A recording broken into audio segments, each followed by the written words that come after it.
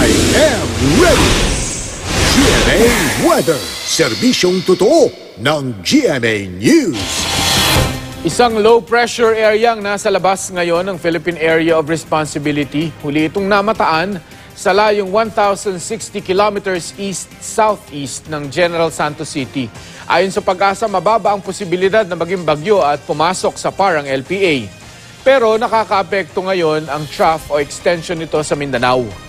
Sa rainfall forecast ng Metro Weather, asahan ng ulang dulot ng thunderstorm bukas ng hapon sa Bukidnon, Agusan del Sur, Maguindanao, Basilan, Davao Oriental, Davao Occidental at Soc-Sargen. Buong araw namang maayos ang panahon sa malaking bahagi ng Visayas.